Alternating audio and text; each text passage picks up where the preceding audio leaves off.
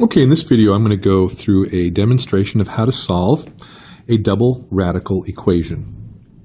And you'll see that the radicals are both on the same side, and I'll go through some techniques and just go step by step so you can see how it works, okay? So let's start with our first step. This is quite a few steps here, so I would totally suggest organizing it by using these little Roman numerals down the side. You'll see what I'll do here in a second.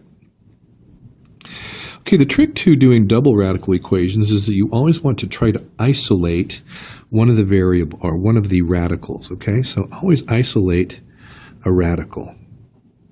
And in this case, it really doesn't make any difference which one you isolate, although maybe mathematically it might be easier if we isolated this one, because that way we can just go ahead and add the square root of 3x plus 3 to this side, okay? And just add it to both sides, and that way we won't get any negatives. So let's do that. In our second step, we're just going to add this to both sides, and you're going to get the square root of 6x plus 7, and that's going to be equal to 1 plus the square root of 3x plus 3. Now, the reason why you want to isolate a radical, in this case the square root, is because the way you get rid of a radical is just to simply square it. Okay, so let's go ahead in this third step and square both sides. So on this side, I'm going to get 6x plus 7, quantity squared, is going to be equal to, now this is very important, it's 1 plus the square root of 3x plus 3, but the whole quantity is squared. You don't square the individual parts. That's a common mistake that people make, and that would be incorrect. Let me show you how it plays out in the fourth step. When you square a square root, you basically end up canceling each other, right? So you're going to get 6x plus 7 on this side. Over here, what you're going to get is 2 of these binomials, because this is a binomial. Remember, binomial are terms that are separated by additions or subtractions. In this case, there's 2 of them. So I've got 2 of these binomials. It's 1 plus the square root of 3x plus 3 times 1 plus the square root of 3x plus 3. And again, remember, a common mistake people make is to square this and square this individually. And you can't do that. Now, this does add a couple of extra steps. Let me just bring this down. We're going to basically do a FOIL on this one. Remember what a FOIL means: first, outside, inside, and last. So 1 times 1 is 1. 1 times the square root of 3x plus 3 is the square root of 3x plus 3. Let's do the 2 inside terms. 1 times the square root of 3x plus 3 is, again, the square root of 3x plus 3. And then finally, when you multiply 3x plus 3, square root of, times the square root of 3x plus 3, you've essentially got something squared, which means that the radical signs disappear. So you have basically 3x plus 3. Okay? Again, let me just bring this part down. And let's gather up our like terms here. I've got 1 plus 3. That gives me 4. I've got a 3x, so let's just put that down next. And notice I have 2 of these. And remember, you treat them like they were variables. So essentially, I'd have plus 2 of these radical 3x plus 3's. Okay? Now look what I've done. I've gone from having 2 radicals in my equation down to having 1 radical in this equation. So you can guess what I'm going to do here on this step. I'm going to isolate the radical again. I'm going to try to get rid of as much as possible around the radical, get it to the other side of the equation. So again, let's try isolating the radical. So I'm going to subtract 4, subtract 3x from both sides. That's going to give me, let me see, 3x from here gives me 3x. Subtract 4, I'm going to get 3. And that's going to leave me with 2 times the square root of 3x plus 3. Now I'm going to do a little trick here. Remember I said to always try to isolate the radical, and notice that there's a 2 in the front here. However, if I divide both sides by 2, I'm going to get a fraction on this side. And that's going to make this side of the equation a little messier to work with. So I'm just going to give you a hint. I'm going to leave this 2 here. And I'm just going to square both sides the way they exist. Let me show you what happens when I do that. So I'm just going to make this another step. I like leaving these individually, so let me just show you what happens. 2 square root of 3x plus 3 quantity squared. Now, unlike the step up here, let me just do that again. Unlike this step up here where this was a binomial, this is not a binomial. This is just 2 times a radical. So I can actually square each of these individual parts, and I would get 2 squared, which is 4, and then I would square the square root of 3x plus 3, which is just 3x plus 3. I really don't need those 2 outside brackets, but I did it anyway. So I just distributed those inside. Now over here, I do get a FOIL, right, because it's a binomial. And that's going to give me, let's make this step 9, 9x squared. I'm going to do this in my head, so that times that is 9x plus 9x gives me 18x plus 9.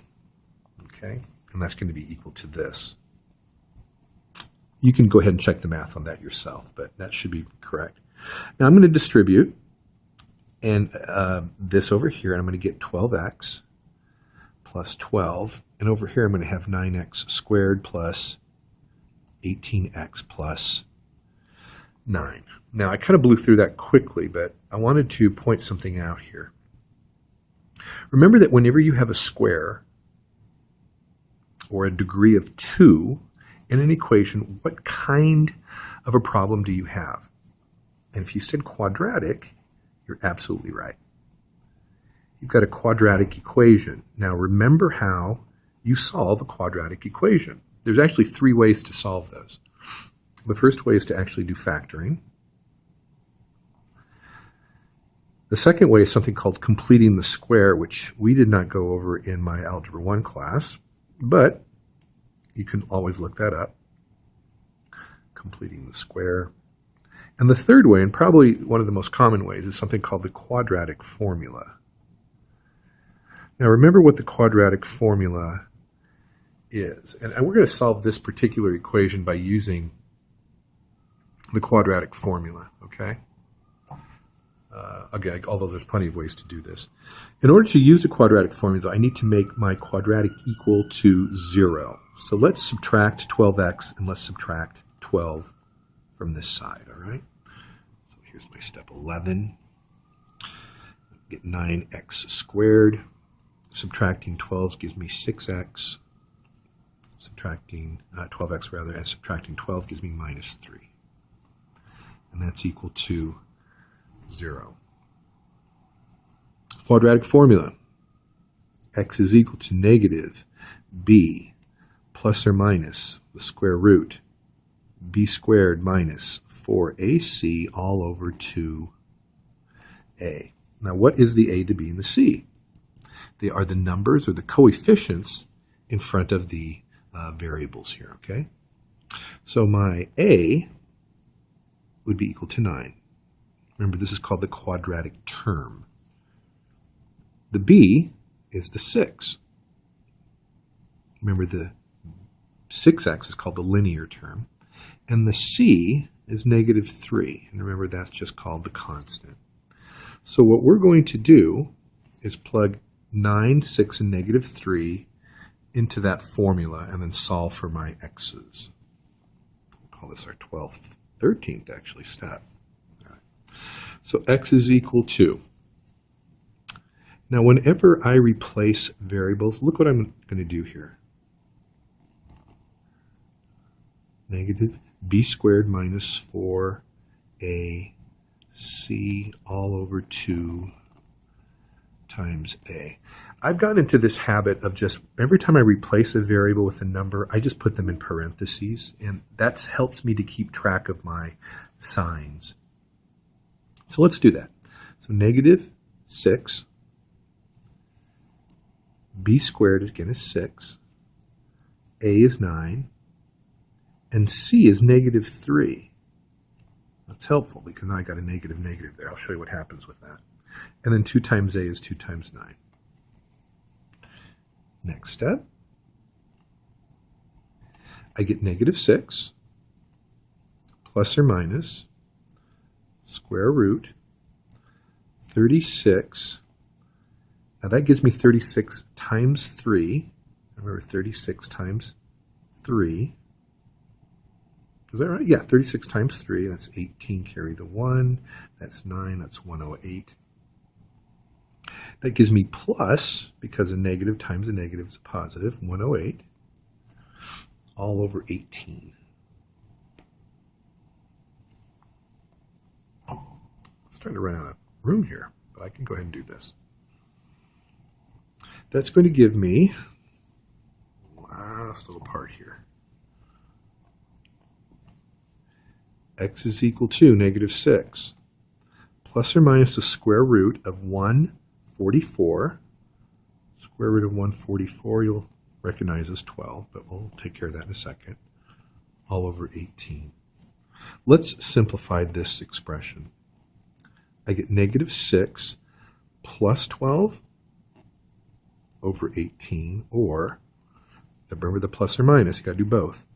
Negative 6 minus 12 over 18. This is going to reduce to 6 over 18, because that plus that gives me positive 6 over 18. That's going to be 1/3. This is going to be negative 18 over 18, or negative 1. And these are my two, what are called roots, are my two answers. Now what you need to do at this point is to go back and plug those numbers in to the original equation up here and see if they work. Okay, and those will be, and if they do work, you've got an answer. If they don't work, you have something called a false root. And I'm going to leave that part up to you since I'm running out of room and this is becoming a little lengthy. Okay, I hope this was helpful.